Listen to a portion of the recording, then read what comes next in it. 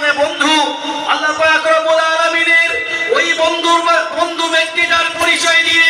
পৃথিবীবাসীকে বলা হয় অমুক জায়গাতে অমুক একজন ব্যক্তি আছেন,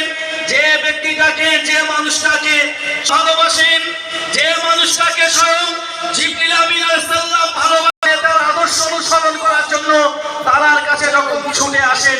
এই বিষয়টা কারোর কাছে খারাপ মনে হতে পারে, তবে বিশ্বাস রাখুন বান্দা, আমার রব্বুল আলামিন আল্লাহ তাআলার কোন বান্দা যদি পৃথিবীর মানুষের কাছে পাত্র হন, আল্লাহ তাআলার কোন বান্দা যদি আকাশবাসীর কাছে, ফেরেশতাদের কাছে সম্মানিত হন, কে কোথা থেকে ওই মানুষটার সম্মান হানি করার চেষ্টা করবে? পশ্চিমকালে তাদের যে জামিয়া রহমানিয়ার আঙিনে এসেছি, আমার তো খুবই খারাপ লাগে। গোটা পৃথিবীতে যত শিক্ষা প্রতিষ্ঠান আছে, এই সমস্ত শিক্ষা প্রতিষ্ঠানগুলির ভিতর থেকে যে সমস্ত শিক্ষা প্রতিষ্ঠানে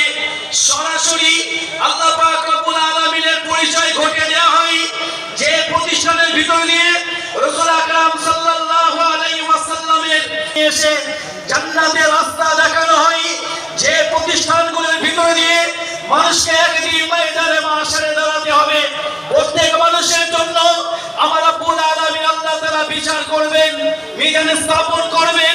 পুণ্য এবং পাপের ওজন হবে। আমার রব্বুল আলামিন রবের পরিচয় দেওয়া হয়, যে প্রতিষ্ঠানগুলোর ভিতর দিয়ে আল্লাহ রাসূল সহ সমস্ত নবী রাসূলদের পরিচয় দেওয়া হয়, যে প্রতিষ্ঠানগুলোর ভিতর দিয়ে মানুষকে জাহান্নাম থেকে বাঁচিয়ে জান্নাতমুখী করার চেষ্টা করা হয়।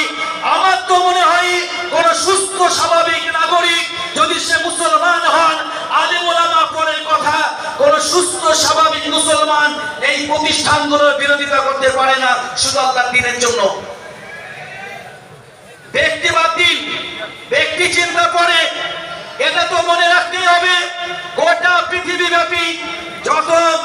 শিক্ষা প্রতিষ্ঠান চলে, দিনী শিক্ষা প্রতিষ্ঠান, এই প্রতিষ্ঠানগুলোর ভিতর থেকে জামিয়া রহমানিয়া আরেক